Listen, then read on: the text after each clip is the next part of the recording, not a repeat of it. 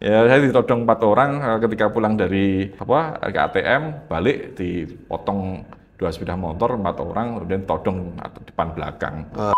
Nah, pertanyaannya itu kenapa Pak Listio Sigit ini sampai sekarang masih bertahan walaupun sudah ada isu pergantian katanya itu.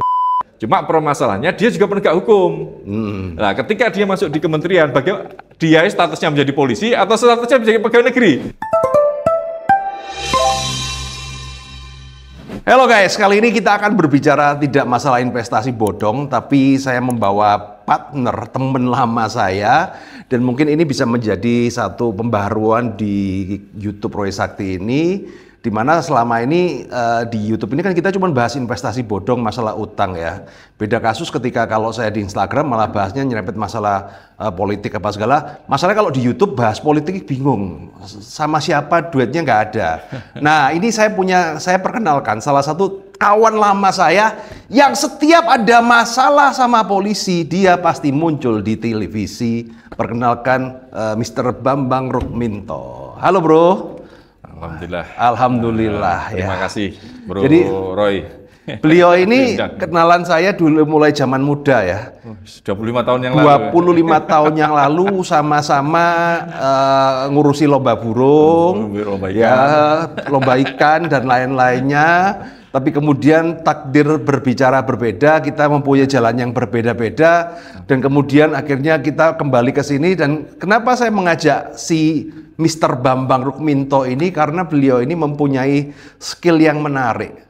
Menariknya adalah kan setiap ada polisi, ya kan, setiap ada kasus yang urusan dengan si kopi susu ini istilah kita kan, nah selalu ada beliau yang mengomentari, beliau sama IPW ya. Ya, nah, maka dari itulah kok bisa dia ini kok bisa seperti itu, bagaimana Mr. Bambang? Banyak ceritanya ya. Coba diceritakan dari panjang. awalnya kok tiba-tiba awakmu ngurusi polisi gitu ya ceritanya. Padahal dia ngurusin manuk ya kan. Saya sekarang ngurusi polisi. Bener. Nah. Itu yang seringkali menjadi pertanyaan kawan-kawan ya. Gimana ceritanya dari wartawan manuk, wartawan ikan kemudian masuk di dunia keamanan. Keamanan, iya. Memang background saya sebenarnya dari ilmu politik UNER kan. Saya kesasar sebenarnya di dunia perburungan. Iya, kesasar ya. Kesasar ini kicomania. Kalau kita ingat-ingat tahun 25 tahun yang lalu kan kita bareng-bareng bikin lomba burung. Waduh. Iya, karena dulu kan ada agrobur kemudian agrobur, media yang lain. Media yang lain seperti itu. Terus kemudian di dunia keamanan itu gimana ceritanya itu? Ya, itu kembali ke kita. Artinya pasca kita asik di dunia burung, ikan, itu saya kembali ke kita, masuk di media harian umum. Iya, harian saya umum. menjadi redaktur politik, kembali ke kita saya sebenarnya, background pendidikan saya seperti itu. Baru kemudian sekitar tahun 2012-an itu saya bikin media tentang keamanan, media tentang keamanan, khususnya industrial security. Nah, industrial security yang berhubungan dengan security, satpam dan lain-lain. Ternyata problem keamanan itu bukan hanya masalah kepolisian, gitu. Sangat luas sekali, gitu loh. Termasuk ormas. Salah satu bagian kecil saja. Yang sebenarnya ormas itu ya bukan anomali dari tata keamanan kita gitu loh. Ya setelah masuk membuat media terkait dengan keamanan, saya kludak-kludak di Trunojoyo gitu. Jadi saat itu ya saya tahu bagaimana masuk di jalan tikusnya tiba-tiba ke ruang Pak Kapolri, Kapolri itu tahu jalan tikusnya. Jalan tikusnya ya. Berarti Trunojoyo itu Mabes Polri ya teman-teman ya. Tahu lah seperti itu. Baru kemudian pasca itu ternyata bisnis media cetak terkait dengan keamanan itu masih jauh lah, karena sudah pergeseran online kan. Waduh ini berat ini. Kemudian saya diajak kawan-kawan ini bergabung di ISES, Institute for Security and Strategic Studies, yang memang di situ kajian-kajian terkait dengan keamanan. Gitu. Karena saya sudah memiliki background lutek-lutek di Trunojoyo, akhirnya Ya, saya fokus terkait dengan keamanan dan bidang saya sebelumnya keamanan industri tadi. Kemudian saya spesifik juga.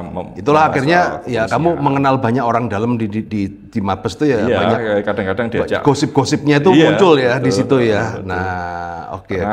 Seringkali juga diajak rapat soal kebijakan-kebijakan terkait dengan keamanan kan seperti itu.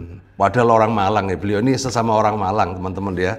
Tapi ngeludeknya di Jakarta urusan polisi Malah di Malang susah ketemu nih. Susah ya. Susah. Kita aja mau ngobrol ini aja dari sebulan yang lalu ya. Lebih oleh. Sebulan yang lalu udah lebih. Nah, selama urusan sama abang-abang kita di Kopi Susu ini loh, ada cerita-cerita menarik nggak itu? Ya banyak hal ya. Ancaman? Ya yang terakhir.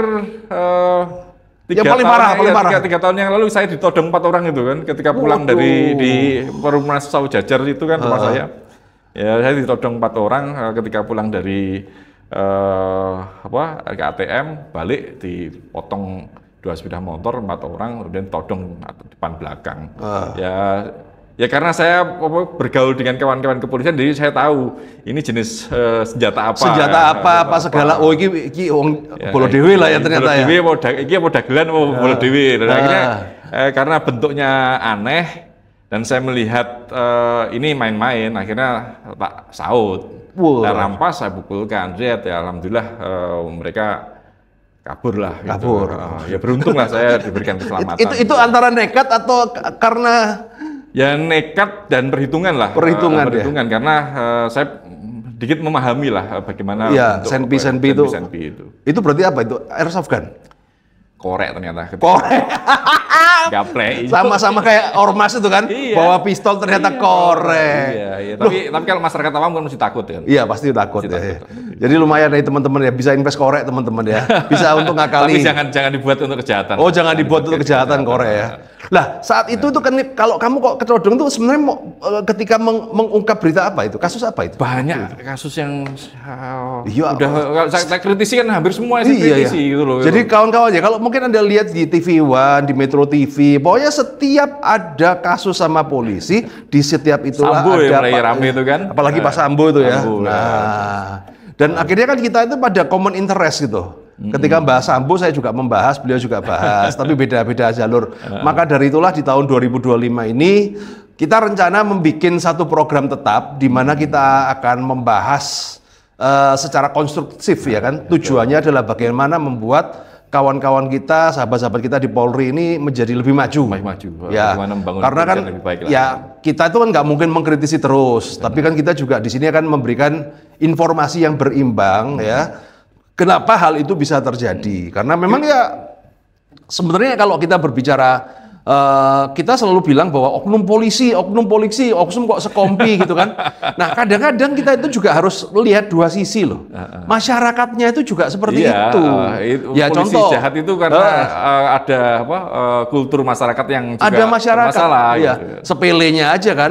Kalau polisi saklek, nilang, yang ngajak damai itu kan ya masyarakatnya. Nah dan ciri-ciri masyarakat Indonesia itu begini loh, Bang.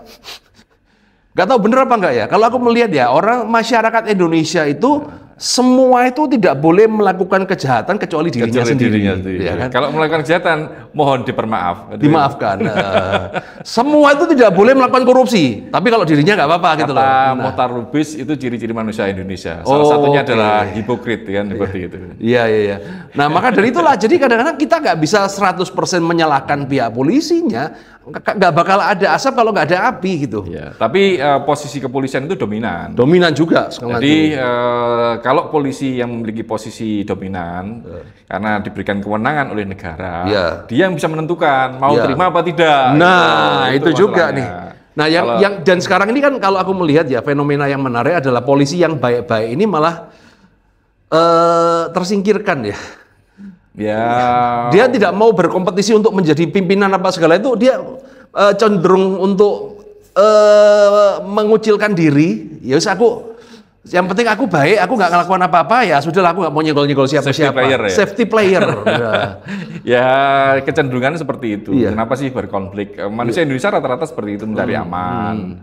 Ini juga juga terjadi di kawan-kawan kepolisian kita, apalagi kalau kita melihat semuanya kalau di struktur kepolisian kan tidak lepas dari politik kekuasaan. Yeah. Jadi siapa ini kelompoknya siapa yang didukung oleh kekuasaan. Jadi mereka yang selama kekuasaan itu tidak mendukung mereka yang progresif, ya yang progresif akan tetap akhirnya menahan diri. Iya. Nah sekarang saya tanya nih Bang, ini kan mumpung kita bahas, ini ada pakar polisi, kalau saya bahas saya nggak ngerti apa-apa ya kan.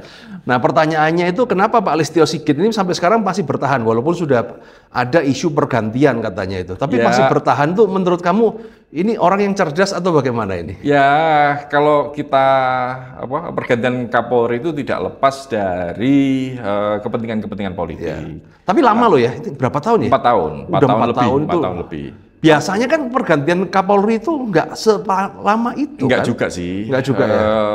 Tahun 2004 ketika pergantian Kapolri dari Pak Dai Bahtiar ke Pak Sutanto itu juga 4 tahun. 4 tahun ya. Pak Dai Bahtiar itu masih kurang beberapa tahun gitu pensiunnya, sama seperti Pak Listio Sigit. Tapi yang menjadi menarik sebenarnya ketika pergantian rezim kekuasaan itu harusnya ganti. Bukan harusnya ya, tergantung ke pilihan presiden karena ini prerogatif presiden. Hak prerogatif presiden. Hak prerogatif presiden ya tergantung pilihan presiden, hanya saja presiden itu biasanya memiliki visi misi tersendiri. Iya. Jadi tidak ingin kekuasaannya itu dibayang-bayangi penguasa yang lama seperti itu. Makanya dorongan untuk mengganti mereshuffle Kapolri itu penting karena apalagi Pak Listio sudah 4 tahun ya. Jadi harus ada penyegaran lah terkait dengan situasi di kepolisian karena selama 4 tahun ini kalau saya mencatat banyak hal yang memang layak untuk diperbaiki itu loh. Ya. Harus diperbaiki. Harus diperbaiki lah. Sudah kenyataannya kita kasus ya kan. Iya, kan isu-isu banyak kan. Akun kita ini kan jadi besar kan juga gara-gara kasusnya polisi. Mohon maaf Pak ya kan.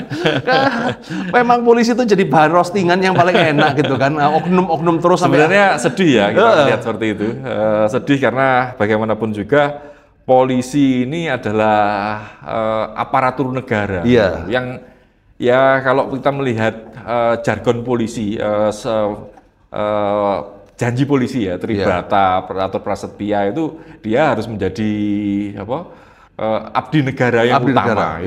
Jadi harus menjadi tauladan. Sementara kalau kita melihat sekarang ini kan polisi nyaris dibuat bahan tertawaan, itu kan sedih banget. Iya, menyedihkan juga gitu loh. Menyedihkan. Kita ikut tertawa juga, cuma sebenarnya miris gitu. Miris juga gitu loh. Miris gitu loh.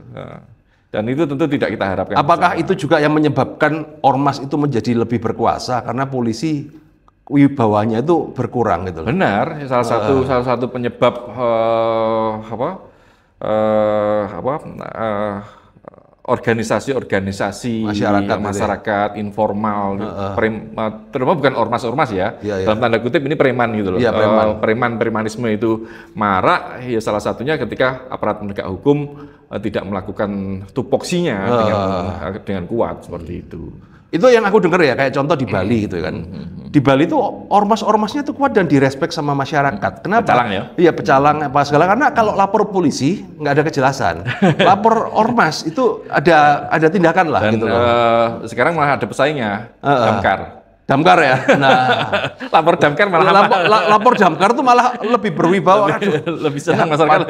Nah, padahal ya sekarang kan ujung tombak keamanan ya di polisi itu. Iya, ya karena semangat pelayanannya saya melihat masih sangat jauh. Responsibility itu masih jauh dari kawan-kawan kepolisian. Itu yang harus segera diperbaiki. Ya. Nah, sekarang calon-calon penggantinya itu kamu ngerti nggak, Bang? Calon-calon apakah itu nama-nama? Nama-namanya kan siapa itu? Ada yang banyak ya. Kalau kita melihat calon Kapolri kalau ada yang menurut undang-undang ya, sebentar kita ngomongin aturan. Ya. Kalau menurut undang-undang mereka harus melihat jenjang karir dan kepangkatan. Nah, artinya track record, rekam jejak calon Kapolri itu harus masih berlaku itu ya? Aturan. Peraturannya seperti itu. Gitu. Lah lulusan SMA aja bisa jadi staf Menkominfo kok. Loh. Kita kan ngomong soal aturan negara. Aturan ini, ya. Kalau kita kalau negara tidak taat pada aturan, ya sakarpe dhewe kan ngono. Iya. Tak kira udah nggak berlaku loh ya. Tetap lah kalau menurut aturan ya seperti itu. Artinya Kapolri itu bintang 4. Ya. Artinya harus bintang 3. Ya. Apakah bintang 3-nya ini entah semalam, 2 hari, atau sudah 3 tahun, 4 tahun, monggo kan, seperti itu. Itu lagi-lagi terkait dengan prerogatif presiden. Itu bisa. Misalnya dulu pernah ada contoh Pak Timur Pradopo. Itu dari Kapolda Metro 3 hari kemudian jadi Kapolri setelah sebelumnya diangkat menjadi Kabar Harkam bintang 3. Bintang 3. Gitu. Nah sekarang ini di Polri itu ada sekitar 24 bintang 3. Jadi sebenarnya inflasi jenderal bintang 3. Biasanya mentok di bawah 10 lah. Di bawah 10. Karena di luar struktur itu yang masih terkait dengan bidang kepolisian kan BNN, BNPT, terorisme, seperti itu soal-soal keamanan. Tapi sekarang ini nyebar lebih dari 20. Itu yang lainnya di kementerian-kementerian. Makanya muncul isu dui fungsi Polri kan seperti itu kan. Jadi ini jadi salah kaprah. Loh, Polri kan sekarang sudah sipil. Iya. Nah, ini bukan permasalahan dikotomi sipil atau militer. Polri ini sipil memangnya. Cuma permasalahannya dia juga penegak hukum. Nah, ketika dia masuk di kementerian, bagaimana dia statusnya menjadi polisi atau statusnya menjadi pegawai negeri? Nah, itu akhirnya muncul konflik kepentingan. Nah, seperti itu loh. Nah, itu banyak 24 itu. Siapa yang dipilih presiden? Ya monggo prerogatif presiden. Kalau saya ya yang terbaik, yang memiliki rekam jejak bagus, yang seperti itu. Terus kemarin kan ada isu yang salah satu calon yang non akpol itu Rudy Haryanto. Pak Rudy Haryanto. Itu coba apakah istimewa kalau non akpol kemudian bisa jadi Polri itu? Kalau menurut pengalaman lu gimana, Bang? Kita nggak ngerti apa-apa ya? Ya. Ketika dia menjadi bintang 3 tentu adalah sosok yang istimewa. Tentu pasti istimewa. Kenapa dia non akpol tuh istimewa? Karena biasanya gimana sih? Rata-rata gini, alumni non akpol itu dari sumber sarjana kan, dia masuk di Polri itu dibutuhkan karena keilmuannya. Sementara di jenjang struktur organisasi itu yang dilatih adalah lulusan akpol. Makanya lulusan akpol yang seringkali masuk menjadi Kapolri, pimpinan-pimpinan, karena memang dilatih untuk jadi polisi, menjadi pimpinan Polri, gitu loh. Kalau ya dari sumber sarjana itu masuk dipilih karena keahliannya gitu. Kapasitasnya terkait dengan keilmuannya dari sarjana hukum, dari kesehatan yang dokter bisa menjadi bintang gitu.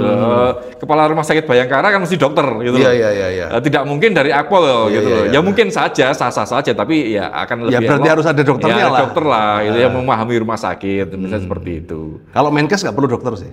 Ini tergantung prerogatif presiden. Tergantung prerogatif presiden. Kalau menteri suka presiden lah seperti itu. Tapi kalau Kapolri itu wajib melalui jenjang itu tadi karir. Tidak bisa Kapolri tiba-tiba dipilih dari partai siapa gitu kan, tiba-tiba lompat kan nggak bisa. Harus ada karir dari kepolisian seperti itu. Nah terus kira-kira ke depan ini akan bisa menjadi lebih baik apa enggak sih? Ya, antara zaman Pak Jokowi sama Pak Prabowo ini, menurutmu harapannya ya progresnya itu progres lebih baik atau mundur sih sebenarnya? Kalau menurutmu nih? Kalau harapan selalu baik. Harapan selalu baik ya. Harapan selalu baik, harapan jaya. Iya, harapan selalu jaya gitu. Kenyata aja ya kita melihat. Kenyataannya ya bagaimana setiap kebijakan itu harus kita cermati kan. Apakah mengarah pada yang lebih baik atau stuck? Seperti itu kan. Dan itulah pertarungan Kapolri nanti adalah pertarungan antara sosok yang progresif dengan sosok yang pro status quo. Wah, itu kan. Sosok yang pro status quo ya tentu akan mengamankan kenyamanan yang selama ini terjadi gitu. Iya, Kalau yang progresif ya bagaimana membangun Polri yang lebih profesional sesuai lebih bagus ya. Lebih bagus lah. Jadi memang yang dibutuhkan adalah yang progresif ini. Benar ya. yang progresif ini. Karena sekarang ini kita udah enak lah dengan pejabat kelakuan pejabat itu udah capek lah ya. Karena problem Polri ini kan saya melihat bukan sekedar elit saja ya, sampai ke bawah gitu. Ke bawah. Ya tadi di awal saya sampaikan posisi Polri itu dominan, dia penegak hukum gitu loh. Karena kalau dia brengsek, ya akhirnya semuanya berefek gitu loh. Berefek ya. Berefek. Kalau dia mata duitan akhirnya semua berubah masuk. Berefek. Oh makanya sekarang ini kok lagi banyak yang butuh duit itu. Kayak kasus DWP kemarin, pemerasan itu ya. Penonton di Jakarta Wiros program itu kan. Iya. Sampai sekarang juga diproses. Ya kan ini jadi masalah loh. Bagaimana Polri sebagai penegak hukum? Makanya kan saya bilang kalau mau jadi kaya itu sekolah di Akpol lah. Itu sekolah bisnis. Muncul sarkas seperti itu kan? Muncul jargon seperti itu karena kenyataannya kita itu yang jadi pengusaha ya cari cuan susah-susah, kemudian tiba-tiba ini kurang ini nggak dibina, tiba-tiba langsung dikasih fasilitas ya. Ya lu mau masuk atau mau bayar lah itu kan. Kalau mindset polisi kita sudah mindsetnya menjadi pengusaha hukum, waduh kacau lah negara ini ya. Nah, ya kenyataannya sekarang dia mau tidak mau pengusaha hukum ini loh. Hukum diusahakan. Iya, hukum diusahakan. Jadi kenapa sih kita membuat podcast ini kan juga keresahan kita sebagai seorang pengusaha ya. Sekarang ini kan mewakili keresahan masyarakat. Iya. Karena saya contoh ya, saya curhat ya sebagai pengusaha. Sekarang ini kan gini, dulu ya kan zaman kita cita-cita dulu itu kan kepingin punya pabrik yang besar. Tujuannya adalah untuk bisa gaji karyawan banyak ya. Sekarang ya kan mau punya pabrik besar ya satu karyawan itu juga gajinya terlalu tinggi, produktifnya turun, tergantikan AI. Ya kita masih dipalak preman, ya kan di ormas baik yang ormas preman ataupun ormas yang berseragam. Nah itu yang terjadi selalu ada aja, apalagi kalau saya mewakili keresahan teman-teman pabrik ataupun bisnis online itu kan selalu ada aja. Ya entah itu nggak ada BPOM, entah itu nggak ada kayak kejadian kasus di Kalimantan, nggak ada expire date apa segala kan. Harusnya kan bisa dibina dulu, ya kan dibina dulu, dididik dulu, baru kalau bandel ya di ini. Tapi kenyataannya ya bawa tangan gitu loh. Nah tapi kita juga sebagai pengusaha itu juga nggak bisa milih. Milihnya apa? Aku mau berjuang tegakkan keadilan. Ya sudah diproses. Malah kita kalkulasi kalau diproses, ya kita biaya riwi-riwi. Apalagi kalau Polda itu kan dari Malang kita Malang ke Surabaya. Ini kita berhitung kalkulasi tambah gede. Akhirnya kan ya kita jalan pintas aja lah, udah 86 aja. Nah hal-hal itu sebenarnya yang menjadi keresahan masyarakat itu yang membuat ekonomi kita tuh lumpuh. Benar. Bahkan saya tuh bilang begini loh, sekarang ya buka bisnis bener, mending sekalian bisnisnya nggak bener sekalian. Loh iya tuh, podo-podo bayar loh. Karwane judul pisan ya? Loh lah iya, karuan jadi bandar ya. Sama-sama setor. Daripada kita jualan halal, cuan nggak seberapa, kita juga masih suruh setor. Lah kan mending kita jual haram sekalian toh. Lah itu curhatan itu loh, cuman ya nggak berani kita itu kan. Ya tapi, problemnya ketika sesuatu yang ilegal, ya itu kan melawan negara kan. Iya. Namanya sekali ilegal kan gitu. Lah kadang-kadang kita tuh melakukan yang legal, kita juga dipalak juga kan serba salah. Dikira kita cari cuan banyak apa enggak juga gitu. Bagi untuk karyawan aja susah akhirnya. Iya. Bagi untuk karyawan susah, kompetitornya sekarang tuh barang Cina itu menyerbu ya kan. Bahkan sekarang orang-orang Cina tuh jualan di sini semua. Kerannya dibuka semua. Nah, kerannya dibuka semua. Akhirnya kita seolah-olah tidak memiliki negara ini kan. Bukan dari anak tiri di negara ini. Iya, nggak tahu gunanya negara itu apa gitu loh ya. Benar. Artinya kalau itu secara teori politik menunjukkan bahwa ada tanda-tanda menuju negara gagal. Oke, fail state ya. Seperti itu. Kalau aku ngomong sih kita itu kok sekarang ini mulai masuk ke hukum rimba deh. Siapa yang kuat itu yang menang. Hukum rimba itu salah satu negara gagal.